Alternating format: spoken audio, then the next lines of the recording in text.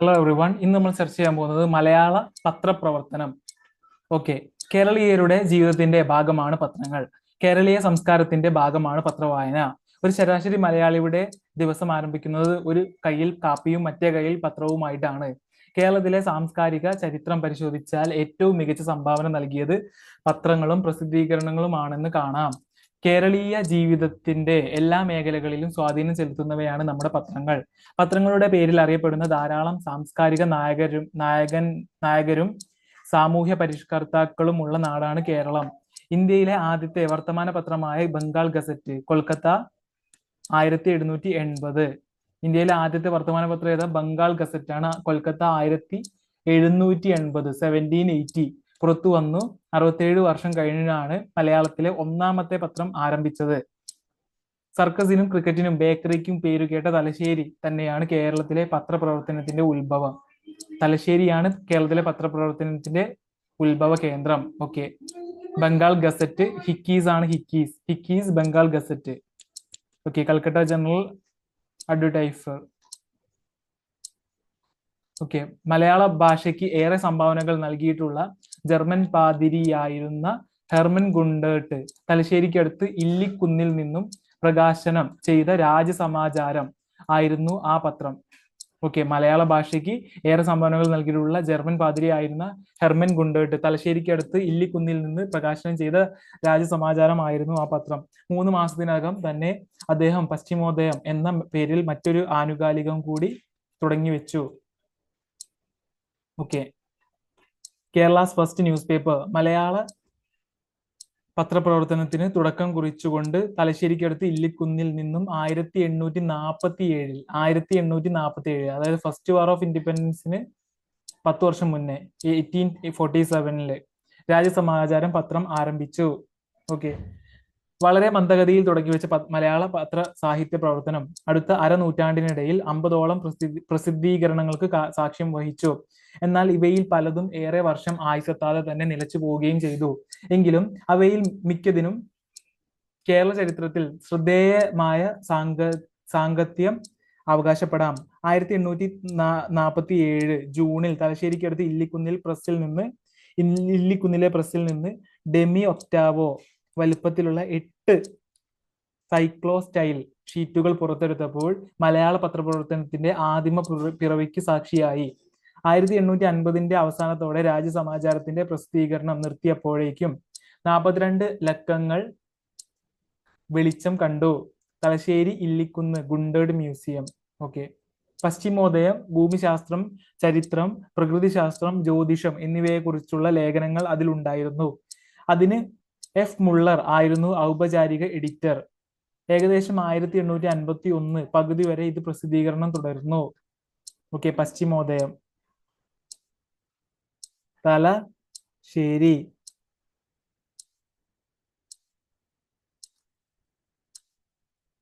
മലയാളത്തിലെ ജേണലുകളും ആനുകാലികങ്ങളും ആദ്യം ആരംഭിച്ചത് മിഷണറിമാരാണ്. മതപ്രചാരണം തന്നെയായിരുന്നു മിക്കവയുടെയും ലക്ഷ്യം.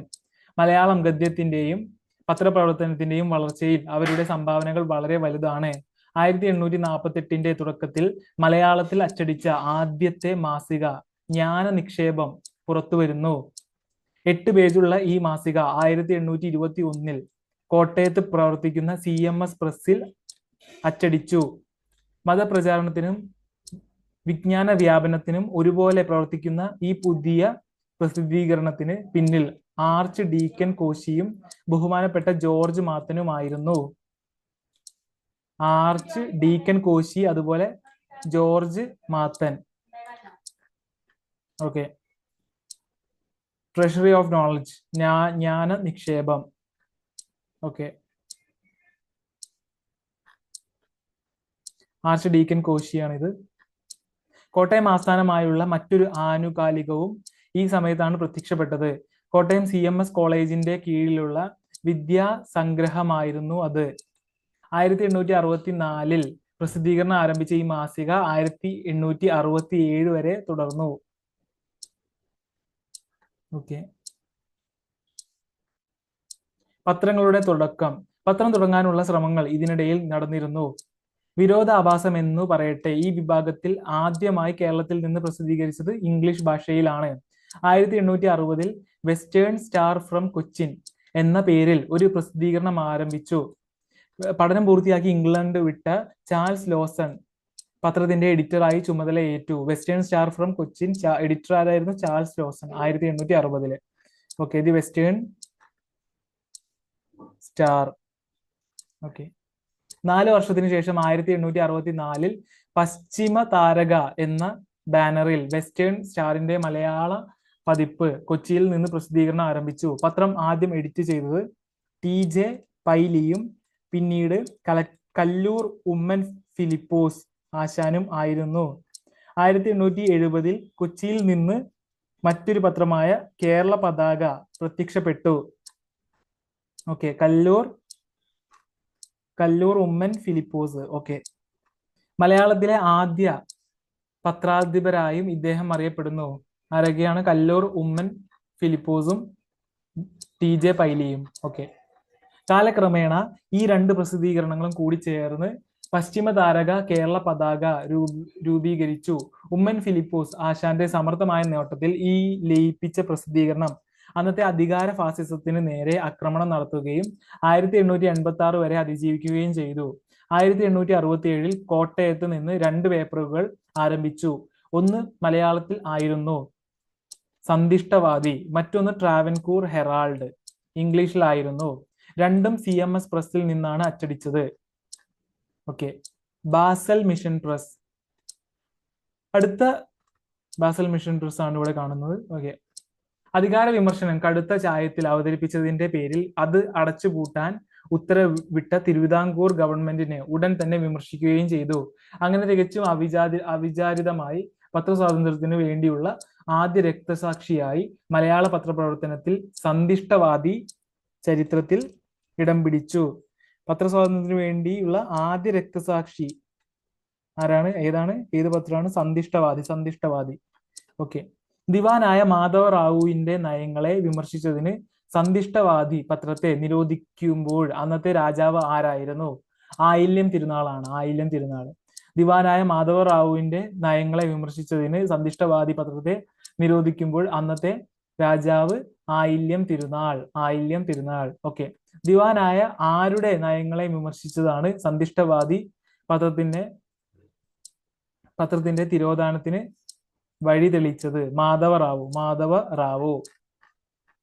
ഓക്കെ,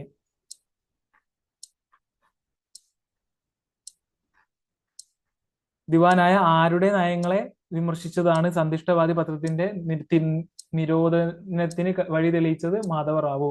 1876 ഒക്ടോബറിൽ കൂനമ്മാവിൽ നിന്ന് പ്രസിദ്ധീകരണം ആരംഭിച്ച സത്യനാഥ കാഹളം ആയിരുന്നു മലയാള പത്രങ്ങളുടെ നിരയിലെ അടുത്തത്. ഇറ്റാലിയൻ കാർമലൈറ്റ് മിഷന്റെ ആഭിമുഖ്യത്തിൽ റവ ഫാദർ കാൻഡിഡസിനെ അതിന്റെ ആദ്യ പത്രാധിപരായി നിയമിച്ചു. 16 പേജുള്ള ഈ ദ്വൈവാരിക അതിന്റെ കോളങ്ങളിൽ അന്താരാഷ്ട്ര കാര്യങ്ങൾ മുതൽ പ്രാദേശിക വാർത്തകൾ വരെയും സർക്കാർ പ്രഖ്യാപനങ്ങളും കോടതി നടപടികളും മുതൽ മിഷൻ വാർത്തകൾ വരെ നിരവധി വിഷയങ്ങൾ അവതരിപ്പിച്ചു. പ്രസിദ്ധീകരണ കേന്ദ്രം ഒരിക്കൽ വരാപ്പുഴയിലേക്കും പിന്നീട് എറണാകുളത്തേക്കും മാറ്റി. സത്യനാഥത്തിന്റെ പ്രസിദ്ധീകരണ സ്വഭാവത്തിൽ തുടർച്ചയായ മാറ്റങ്ങൾ സംഭവിച്ചു. 1900 മുതൽ മാസത്തിൽ 3 തവണ വിതരണം ചെയ്തു. 4 വർഷത്തിന് ശേഷം അത് ഒരു വാരികയാക്കി മാറ്റി.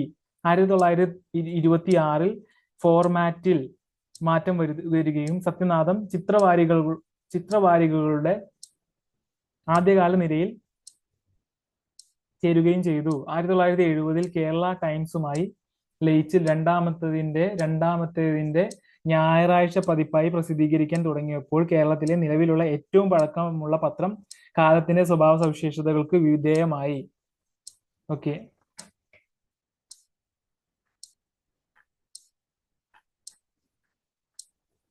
ഒരു നൂറ്റാണ്ടിൽ താഴെ മാത്രം നീണ്ടു നിൽക്കുന്ന സ്വതന്ത്രമായ അസ്തിത്വത്തിനിടയിൽ സത്യനാഥം മലയാള സാഹിത്യത്തിലും സാമൂഹിക രാഷ്ട്രീയ മേഖലകളിലും ശ്രദ്ധേയമായ സംഭാവനകൾ നൽകിയിട്ടുണ്ട്. കേരളം 1866, മലയാള മിത്രം, തിരുവിതാംകൂർ അഭിമാനി, കേരള ദീപകം എല്ലാം 1878.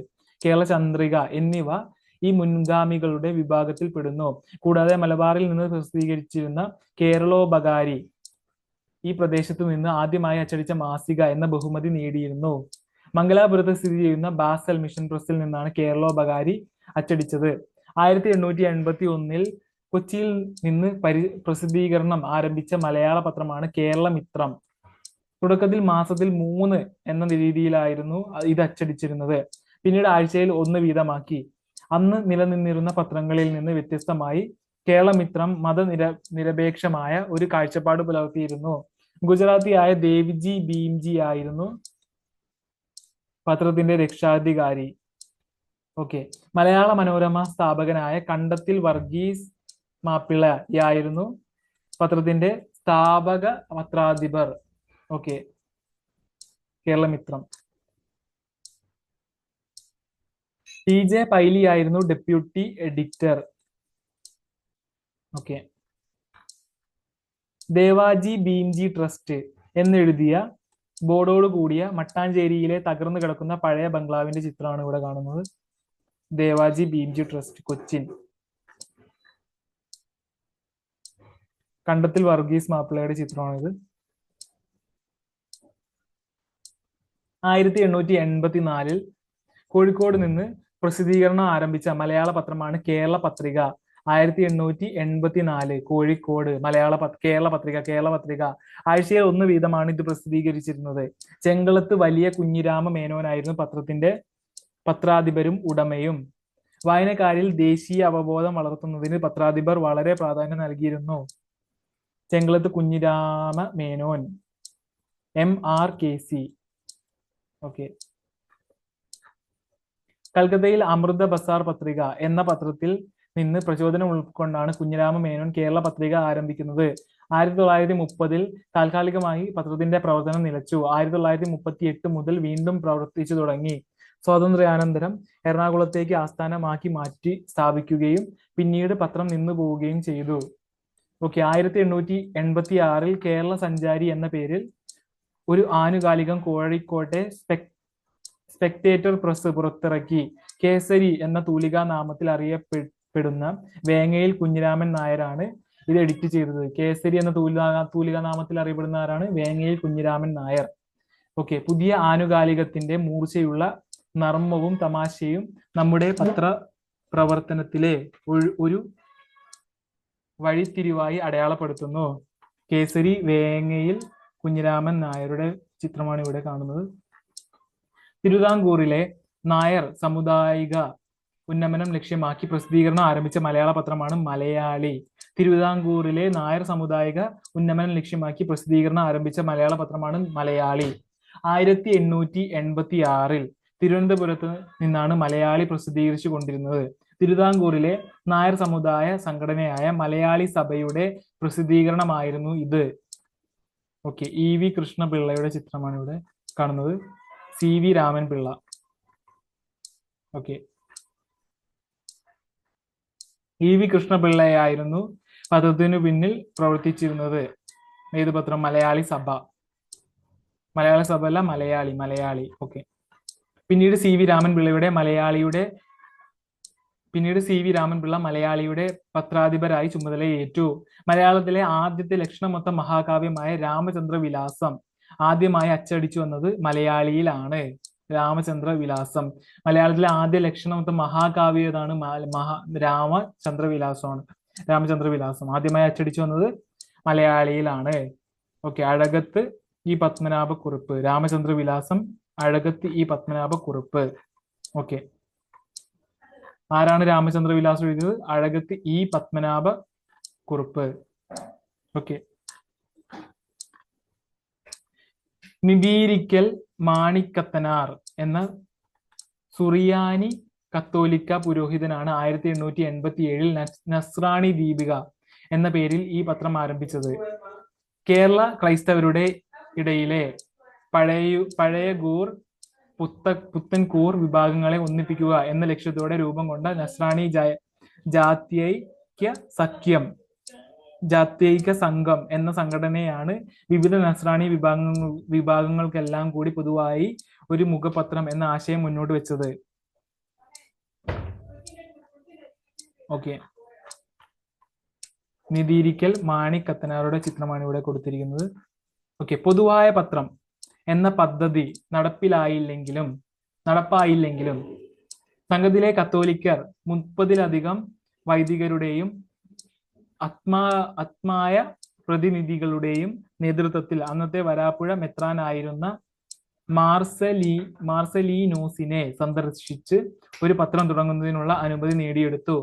1887 ഏപ്രിൽ 15-നാണ് പത്രത്തിന്റെ ആദ്യ പ്രതി പുറത്തിറങ്ങിയത്. കോട്ടയത്തിനടുത്തുള്ള മാന്നാനത്തെ സെന്റ് ജോസഫ് അച്ചടിശാലയിലെ തടി കൊണ്ട് ഉണ്ടാക്കിയ ഒരു അച്ചിലായിരുന്നു ആദ്യകാലത്ത് പത്രം അച്ചടിച്ചിരുന്നത്.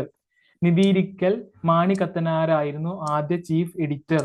മതപരമായ ചട്ടക്കൂടുകളിലായിരുന്നപ്പോൾ പോലും മലയാള പത്രപ്രവർത്തനത്തിൽ പല പുതിയ മാറ്റങ്ങൾക്കും നവീകരണങ്ങൾക്കും തുടക്കം കുറിക്കുന്നതിൽ ദീപിക വിജയം വരിച്ചു. കായിക രംഗത്തിനായി ഒരു പുറം മുഴുവൻ നീക്കിവെച്ച ആദ്യ മലയാള പത്രം, ഇന്റർനെറ്റ് പതിപ്പ് ഇറക്കിയ ആദ്യ മലയാള ദിനപത്രം തുടങ്ങിയ നേട്ടങ്ങൾ ദീപികയ്ക്ക് സ്വന്തമാണ്. ഓക്കെ, മലയാളത്തിലെ പ്രഥമ ഓൺലൈൻ വാർത്താ പോർട്ടൽ ദീപികയുടേതാണ്. ഇപ്പോൾ www.deepika.com, www.rashtradeepika.com എന്നിങ്ങനെ 2 വാർത്താ പോർട്ടലുകൾ ദീപികയുടേതാണ്. ഓക്കെ, 1890 മാർച്ച് 22-ന് കോട്ടയത്ത് നിന്ന് മലയാള മനോരമ പ്രസിദ്ധീകരണം ആരംഭിച്ചു. കേരളവർമ്മ വലിയ കോയി തമ്പുരാനായിരുന്നു ഈ പേര് നിർദ്ദേശിച്ചത്. രാജമുദ്ര തന്നെ ചെറിയ വ്യത്യാസങ്ങളോടെ പത്രത്തിന്റെ ആദർശ മുദ്രയായി ഉപയോഗിക്കുവാൻ അന്നത്തെ തിരുവിതാംകൂർ ഭരണാധികാരിയായിരുന്ന ശ്രീ മൂലം തിരുനാൾ മഹാരാജാവ് അനുവാദം നൽകി. തുടക്കത്തിൽ സാഹിത്യത്തിന് പ്രാമുഖ്യം നൽകുന്ന പ്രതിവാര പതിപ്പായാണ് മനോരമ പുറത്തു വന്നത്. കോട്ടയം CMS ഹൈസ്കൂളിൽ അസിസ്റ്റന്റ് മലയാളം മുൻഷിയായി പ്രവർത്തിച്ചിരുന്ന കണ്ടത്തിൽ വർഗീസ് മാപ്പിളയാണ് മലയാള മനോരമ ദിനപത്രത്തിന്റെ സ്ഥാപകൻ. 1888 മാർച്ച് 14-ന് ഈ സ്ഥാപനം മലയാള മനോരമ എന്ന പേരിൽ രജിസ്റ്റർ ചെയ്യുകയും ചെയ്തു. 1888 മാർച്ച് 14. ഓക്കെ, ബ്രിട്ടീഷ് ഇന്ത്യയിൽ ആദ്യമായാണ് പ്രസിദ്ധീകരണ രംഗത്തേക്ക് ഇത്തരം ഒരു സ്ഥാപനം കടന്നു വരുന്നത്. 1928 ജൂലൈ 2 മുതൽ മലയാള ദിനപത്രമായി പ്രസിദ്ധീകരിച്ചു തുടങ്ങി. എന്നാൽ പത്രവും അതിന്റെ പത്രാധിപരും അന്നത്തെ തിരുവിതാംകൂർ ദിവാനായിരുന്ന CP രാമസ്വാമി അയ്യരുടെ അപ്രീതിക്ക് കാരണമാവുകയും 1938 സെപ്റ്റംബർ 9-ന് സർക്കാർ മനോരമയുടെ പ്രസ് അടച്ചു പൂട്ടി മുദ്രവെക്കുകയും പത്രാധിപരായ KC മാമൻ മാപ്പിളയെ ജയിലിൽ അടയ്ക്കുകയും ചെയ്തു. സ്വാതന്ത്ര്യ സമരത്തിന് മനോരമ നൽകിയ പിന്തുണയും ജനാധിപത്യ ഭരണത്തിനു വേണ്ടിയുള്ള ആശയ പ്രചരണവുമാണ് ദിവാനെ ക്രുദ്ധനാക്കിയതെന്ന് കരുതപ്പെടുന്നു. ഇന്ത്യയുടെ സ്വാതന്ത്ര്യ ലബ്ധിക്ക് ശേഷം 1947 നവംബർ 29-ന് KC മാമൻ മാപ്പിള തന്നെ പത്രാധിപരായി മനോരമയുടെ പ്രസിദ്ധീകരണം പുനരാരംഭിച്ചു. ഇന്ത്യയിലെ പ്രസിദ്ധീകരണങ്ങളുടെ പ്രചാരമളക്കുന്ന സ്ഥാപനമായ ABC audit bureau of circulation 2019 July December കാലത്തെ കണക്കുകൾ പ്രകാരം മലയാള മനോരമയുടെ 24 ലക്ഷത്തിലധികം കോപ്പികൾ പ്രതിദിനം വിറ്റഴിയുന്നുണ്ട്. നസ്രാണി ദീപിക കഴിഞ്ഞാൽ കേരളത്തിൽ പ്രവർത്തനം തുടരുന്ന ഏറ്റവും പഴയ പത്രവും മലയാള മനോരമ തന്നെ. 1891 കൊല്ലത്തെ പരവൂരിൽ നിന്നും പ്രസിദ്ധീകരണം ആരംഭിച്ച പത്രമാണ് സുജനാ നന്ദിനി. 1891 കൊല്ലത്തെ പരവൂരിൽ നിന്ന് പ്രസിദ്ധീകരണം ആരംഭിച്ച പത്രമാണ് സുജനാ നന്ദിനി. 20-ാം നൂറ്റാണ്ടിലെ ആദ്യ പാദത്തിൽ പത്രത്തിന്റെ പ്രസിദ്ധീകരണം നിലച്ചു. പരവൂർ V കേശവനാശാനാണ് മലയാള മനോരമ പത്രത്തിന്റെ മാതൃകയിൽ പത്രം ആരംഭിച്ചത്. ഈഴവരുടെ ആദ്യ പത്രമായതിനാൽ ഈഴവ പത്രം എന്നും ഇതറിയപ്പെട്ടു. ഏതാണ് ആ പത്രം? സുജനാ നന്ദിനിയാണ്. സുജനാ നന്ദിനി. പരവൂർ V കേശവനാശാനാണ് ഈ പത്രം ആരംഭിച്ചത്. ഓക്കെ, ഈഴവരുടെ ആദ്യ പത്രമായതിനാൽ ഈഴവ പത്രം എന്നും ഇതറിയപ്പെട്ടു. ആദ്യം പറവൂരിൽ നിന്നും പിന്നീട് കൊല്ലത്തു നിന്നും സുജനാ നന്ദിനി പ്രസിദ്ധീകരിച്ചിരുന്നു. കേശവനാശാൻ തന്നെയായിരുന്നു കൊല്ലത്തു നിന്നും ആരംഭിച്ച പ്രഥമ പത്രത്തിന്റെ പത്രാധിപർ. പറവൂർ വി കേശവനാശാന്റെ ചിത്രമാണ് ഇവിടെ കൊടുത്തിരിക്കുന്നത്. ശ്രീനാരായണ ഗുരുദേവന്റെ സന്ദേശവാഹിയായി സുജന നന്ദിനി വളരെ പെട്ടെന്ന് മാറി. അവർണരുടെ സ്കൂൾ പ്രവേശനം, ഉദ്യോഗലബ്ധി, സർക്കാരിന്റെ അഴിമതി എന്നിവയെക്കുറിച്ച് കേശവനാശാൻ പത്രത്തിന്റെ മുഖപ്രസംഗം എഴുതി. 1905 വർഷം ആയപ്പോൾ ഈഴവ വിദ്യാലയ പ്രവേശനത്തിനു വേണ്ടിയുള്ള വാദം സമൂഹത്തിൽ ശക്തമായി. സുജന നന്ദിനിയും ഈ ആവശ്യം ഉന്നയിച്ച് കുറിപ്പുകൾ തയ്യാറാക്കി പുറത്തിറക്കി. പിന്നീടാണ് ഹരിപ്പാട് ഒരു ഈഴവ ബാലന് സ്കൂളിൽ പ്രവേശനം അനുവദിച്ചതുമായി ബന്ധപ്പെട്ട് നായർ ഈഴവ ലഹള പൊട്ടിപ്പുറപ്പെട്ടത്. ഇതിനിടെ പറവൂർ മണിയംകുളം സ്കൂളിൽ ഈഴവ സമുദായാംഗമായ ബാലന് പ്രവേശനം നൽകിയതിനെതിരെ സവർണർ സംഘടിതമായി പ്രതിഷേധം തുടങ്ങി. സ്കൂൾ ഭാഗികമായി കത്തിക്കുകയും ചെയ്തു. ഹരിപ്പാട് ആരംഭിച്ച ഈഴവ നായർ ലഹള പരവൂർ അടക്കമുള്ള തെക്കൻ മേഖലയിലേക്കും വ്യാപിച്ചു.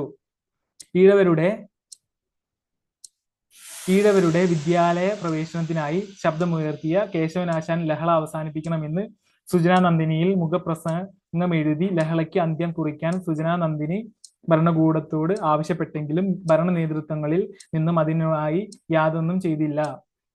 തൊട്ടു പിന്നാലെ ബ്രിട്ടീഷ് റെസിഡന്റിന് കേശവനാശാൻ പരാതി നൽകി. അന്നേ ദിവസം രാത്രിയിൽ കേരള ഭൂഷണം പ്രസ്സും സുജന നന്ദിനി പത്രമാഫീസും അഗ്നിക്കിരയാക്കി. ഈ സംഭവത്തെ ഉദ്ധരിച്ചാണ് കുമാരനാശാൻ ഒരു ഉദ്ബോധനം എന്ന സ്വാതന്ത്ര്യ ഗീതം രചിച്ചത്. വായന ശീലമാക്കപ്പെടുകയാണ് വിജ്ഞാന സമ്പാദനത്തിനുള്ള പോംവഴി എന്ന് കണ്ടെത്തിയ വക്കം അബ്ദുൽ ഖാദർ മൗലവി പത്രങ്ങൾ, മാസികകൾ തുടങ്ങിയവ പ്രസിദ്ധീകരിക്കാൻ തീരുമാനിച്ചു. 1905 ജനുവരി 19 അഞ്ചുതെങ്ങിൽ നിന്ന് സ്വദേശാഭിമാനി എന്ന പ്രതിവാര പത്രം ആരംഭിച്ചു. വിദേശത്ത് നിന്ന് മുന്തിയ അച്ചുകൂടം വിലയ്ക്ക് വാങ്ങി കപ്പൽ മുഖേന എത്തിക്കുകയായിരുന്നു. സി പി ഗോവിന്ദപിള്ളയായിരുന്നു ആദ്യ പത്രാധിപർ. 1906 പത്രം വക്കത്തേക്ക് മാറ്റി. കെ രാമകൃഷ്ണപിള്ള പത്രാധിപരായി ചുമതലയേറ്റു. 1907 പ്രസിദ്ധീകരണം തിരുവനന്തപുരത്തേക്ക് മാറ്റി. വൃത്താന്ത പത്രപ്രവർത്തനം 1912. എന്റെ നാടുകടത്തൽ, പത്രധർമ്മം, ഉപന്യാസം, മണ്ണിന്റെ കണ്ണത്ത്, ക്രിസ്റ്റഫർ കൊളംബസ് വിവർത്തനം, നരകത്തിൽ നിന്ന്, കേരള ഭാഷോൽപത്തി, കേരളത്തിലെ ഭാഷയുടെ ഉത്ഭവം, ഡൽഹി ദർബാർ. ഓക്കെ.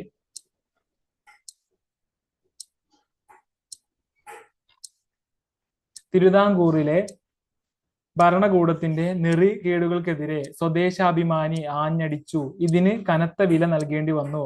ദിവാൻ പി രാജഗോപാലാചാരി ഉത്തരവ് പ്രകാരം 1910 സെപ്റ്റംബർ 26 പത്രം നിരോധിക്കപ്പെട്ടു. പ്രസ് കണ്ടുകെട്ടുകയും പത്രാധിപർ കെ രാമകൃഷ്ണപിള്ളയെ നാടുകടത്തുകയും ചെയ്തു. കെ രാമകൃഷ്ണപിള്ള. ഓക്കെ. പത്രം കണ്ടുകെട്ടിയതിനു ശേഷം പിൻകാലത്ത് പ്രസ് തിരികെ നൽകാൻ സർക്കാരിനോട് അപേക്ഷിക്കാൻ സുഹൃത്തുക്കൾ വക്കം മൗലവിയെ നിർബന്ധിച്ചു. എന്റെ പത്രാധിപരില്ലാതെ പത്രം എന്തിന്, അച്ചുകൂടം എന്തിന് എന്നതായിരുന്നു അദ്ദേഹത്തിന്റെ ഉറച്ച നിലപാട്. മൗലവിയുടെ മരണശേഷം 1958 EMS മന്ത്രിസഭയുടെ കാലത്താണ് അച്ചുകൂടവും മറ്റും അദ്ദേഹത്തിന്റെ കുടുംബത്തിന് തിരികെ ലഭിച്ചത്. ഇന്ത്യയിൽ ആദ്യമായി കാൾ മാക്സിനെ പറ്റി പുസ്തകം എഴുതിയത് സ്വദേശാഭിമാനി രാമകൃഷ്ണ പിള്ളയാണ്. പത്രപ്രവർത്തനത്തെ പറ്റിയുള്ള ആദ്യ പുസ്തകമായ വൃത്താന്ത പത്രപ്രവർത്തനവും അദ്ദേഹം എഴുതിയതാണ്. മറ്റു 25 ഗ്രന്ഥങ്ങളുടെ കർത്താവാണ്.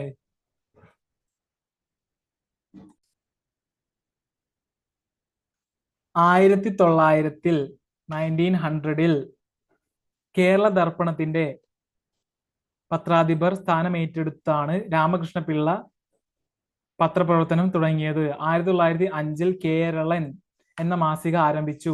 ഇത് തുടർന്ന് നടത്താനാവാതെ വന്നപ്പോഴാണ് 1906 സ്വദേശാഭിമാനിയുടെ പത്രാധിപ സ്ഥാനം ഏറ്റെടുത്തത്. സ്വദേശാഭിമാനിയുടെ ആദ്യ പത്രാധിപരായിരുന്ന CP ഗോവിന്ദപിള്ള അതിനു മുമ്പ് ഏത് പത്രത്തിന്റെ പത്രാധിപരായിരുന്നു? കേരള പഞ്ചികയാണ്, കേരള പഞ്ചിക. സ്വദേശാഭിമാനിയുടെ ആദ്യ പത്രാധിപരായിരുന്ന CP ഗോവിന്ദപിള്ള അതിനു മുമ്പ് ഏത് പത്രത്തിന്റെ പത്രാധിപരായിരുന്നു? കേരള പഞ്ചികയാണ്, കേരള പഞ്ചിക. ശ്രീമൂലം തിരുനാളിന്റെ ഭരണകാലത്ത് പൊതുഖജനാവ് ദുർവ്യയം ചെയ്യുന്നതിനെ വിമർശിച്ച് രാമകൃഷ്ണപിള്ള പത്രത്തിൽ എഴുതിയ ഒരു ലേഖനത്തിന്റെ പേര്? 1,00,000 രൂപ. 1,00,000 രൂപ. രാമകൃഷ്ണപിള്ളയെ നാടുകടത്തിയ തിരുവിതാംകൂർ ഭരണാധികാരി? ശ്രീമൂലം തിരുനാളാണ്, ശ്രീമൂലം തിരുനാൾ. രാമകൃഷ്ണപിള്ളയെ നാടുകടത്തിയ തിരുവിതാംകൂർ ഭരണാധികാരി ശ്രീമൂലം തിരുനാള്.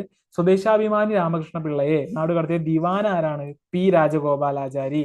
വിദേശ വാർത്തകൾക്കായി ബ്രിട്ടീഷ് വാർത്താ ഏജൻസിയായ റോയിറ്റേഴ്സുമായി ബന്ധം സ്ഥാപിച്ച ആദ്യ ഭാരതീയ പത്രം ഏതാണ്? സ്വദേശാഭിമാനി. സ്വദേശാഭിമാനി രാമകൃഷ്ണപിള്ളയെ നാടുകടത്തിയപ്പോൾ എന്റെ പത്രാധിപരെ കൂടാതെ എനിക്ക് അച്ചുകൂടാവുമെന്തിന് എന്ന നിലപാട് സ്വീകരിച്ച വ്യക്തി വക്കം അബ്ദുൽ ഖാദർ മൗലവിയാണ്. സ്വദേശാഭിമാനി രാമകൃഷ്ണപിള്ളയെ നാടുകടത്തിയപ്പോൾ എന്റെ പത്രാധിപരെ കൂടാതെ എനിക്ക് അച്ചുകൂടാവുമെന്തിന് എന്ന നിലപാട് സ്വീകരിച്ച വ്യക്തി വക്കം അബ്ദുൽ ഖാദർ മൗലവി. കേരള സർക്കാർ എല്ലാ വർഷവും പ്രസ് ജേർണലിസത്തിന് നൽകുന്ന അവാർഡ് സ്വദേശാഭിമാനി രാമകൃഷ്ണപിള്ളയുടെ പേരിലുള്ളതാണ്. 1913 തീയരുടെ ഒരു മലയാള മാസിക എന്ന പേരിലാണ് മിതവാദി മാസിക ആരംഭിക്കുന്നത്. 1913 തീയരുടെ ഒരു മലയാള മാസിക എന്ന പേരിലാണ് മിതവാദി മാസിക ആരംഭിക്കുന്നത്. ജാതി വ്യവസ്ഥയില്ലാതെ ജനങ്ങൾക്ക് തുല്യ നീതി ലഭിക്കാൻ ബ്രിട്ടീഷ് ഭരണമാണ് നല്ലതെന്ന് നിലപാടായിരുന്നു C കൃഷ്ണന്റേത്. വഴി നടക്കാനുള്ള അവകാശത്തിനു വേണ്ടി നടത്തിയ തളിറോഡ് സമരം, ജന്മി വ്യവസ്ഥയ്ക്ക് എതിരായ കുടിയാൻ പ്രക്ഷോഭം എന്നിവയ്ക്കെല്ലാം അദ്ദേഹം നേതൃത്വം വഹിച്ചു.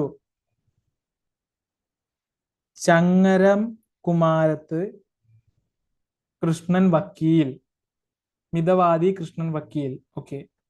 1857 to 1938 തൃശ്ശൂര്.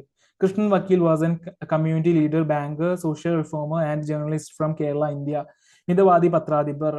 ഇംഗ്ലണ്ടിൽ പോയി വിദ്യാഭ്യാസം നേടിയ പ്രമുഖ അഭിഭാഷകൻ, സമുദായ പ്രമാണി, ബ്രിട്ടീഷ് മലബാറിലെ സർക്കാർ പ്രതിനിധി, മനുഷ്യസ്നേഹി, എഴുത്തുകാരൻ, ബുദ്ധധർമ്മ പ്രചാരകൻ. തൃശ്ശൂർ ആസ്ഥാനമായി തീയ ബാങ്ക്, കോഴിക്കോടും തൃശ്ശൂരും ആസ്ഥാനമാക്കി തീയ യുവജന സംഘങ്ങൾ. കോഴിക്കോട് ബീച്ചിനടുത്ത് കസ്റ്റംസ് റോഡിൽ ഇന്നും സ്ഥിതി ചെയ്യുന്ന ബുദ്ധവിഹാരം അടങ്ങുന്ന തന്റെ സ്വകാര്യ ഭവനം എന്നിവയൊക്കെ മിതവാദിയുടെ പരിശ്രമ ഫലമായി ഉയർന്നു വന്നവയാണ്. കോഴിക്കോട് തളി ക്ഷേത്രത്തിനു പരിസരത്തുള്ള റോഡുകളിൽ താഴ്ന്ന ജാതിക്കാർ നടക്കരുത് എന്ന ഉത്തരവിനെതിരെ ആയിരുന്നു തളി റോഡ് സമരം നടന്നത്. ഉത്തരവ് നിയമവിരുദ്ധമാണെന്ന് പറഞ്ഞ C കൃഷ്ണൻ റോഡിലൂടെ കുതിരവണ്ടിയിൽ സഞ്ചരിക്കുകയും കലക്ടർക്ക് കത്തയക്കുകയും ചെയ്തു. മിതവാദി പത്രം ആരംഭിച്ചത് മൂർക്കോത്ത് കുമാരനാണ്. മിതവാദി പത്രം ആരാണ് ആരംഭിച്ചത്? മൂർക്കോത്ത് കുമാരൻ മിതവാദി പത്രം. 1907 തലശ്ശേരിയിൽ ആരംഭിച്ച മൂർക്കോത്ത് കുമാരന്റെ മിതവാദി പത്രം. 1907 ആരംഭിച്ചത് മിതവാദി പത്രം മൂർക്കോത്ത് കുമാരൻ. ഓക്കെ. 1907 തലശ്ശേരിയിൽ ആരംഭിച്ച മൂർക്കോത്ത് കുമാരന്റെ മിതവാദി പത്രം വിലയ്ക്ക് വാങ്ങി കോഴിക്കോട് നിന്ന് പ്രസിദ്ധീകരണം ആരംഭിച്ചത് C കൃഷ്ണനാണ്. 1913 മിതവാദി എന്ന പത്രം ആരംഭിച്ചത് കൊണ്ട് മിതവാദി എന്ന പേരിൽ അറിയപ്പെടുന്നത് C കൃഷ്ണനാണ്. ഓക്കെ. മൂർക്കോത്ത് കുമാരനാണിത്, മൂർക്കോത്ത് കുമാരന്റെ ചിത്രം. ഓക്കെ. വീണ പൂവ്, O ചന്തുമേനോന്റെ ജീവചരിത്രം എന്നിവ ആദ്യമായി പ്രസിദ്ധീകരിച്ചത് ഏത് പത്രത്തിലാണ്? മിതവാദി പത്രത്തിലാണ്. കേരളത്തിൽ ആദ്യമായി വാർഷിക വിശേഷാൽ പ്രതി പുറത്തിറക്കിയ പത്രം മിതവാദി. 1911 സ്ഥാപിച്ച മലയാളത്തിലെ ദിനപത്രമാണ് കേരള കൗമുദി. 1911 1911 CV കുഞ്ഞുരാമനും K സുകുമാരൻ BAയും ചേർന്നാണ് കേരള കൗമുദി ആരംഭിച്ചത്. സ്ഥാപക പത്രാധിപരായിരുന്നു K സുകുമാരൻ. 1940 ഇത് ഒരു സമ്പൂർണ്ണ ദിനപത്രമായി മാറി. ഓക്കെ. CV കുഞ്ഞിരാമൻ നായരുടെ ചിത്രമാണ് ഇവിടെ കാണുന്നത്. CV കുഞ്ഞിരാമന്റെ ചിത്രമാണ് ഇവിടെ കാണുന്നത്. അതുപോലെ K Sukumaran BA, founder editor Kerala Kaumudi.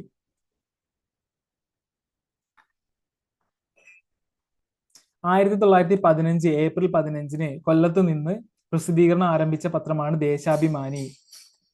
1915 April 15 കൊല്ലത്ത് നിന്ന് പ്രസിദ്ധീകരണം ആരംഭിച്ച പത്രമാണ് ദേശാഭിമാനി. ടി.കെ. മാധവൻ രൂപം കൊടുത്ത് നയിച്ച ജനകീയ പ്രക്ഷോഭങ്ങളുടെയും SNDP യോഗം പ്രവർത്തനത്തിന്റെയും കരുത്തുറ്റ പ്രചാരണോപാധിയായിരുന്നു ടി.കെയുടെയും കോമലേഴത്ത് മാധവന്റെയും ഉടമസ്ഥതയിൽ പുറത്തു വന്ന Deshabhimani. TK. Madhavan, freedom fighter and social reformer, after whom the college is named. Okay.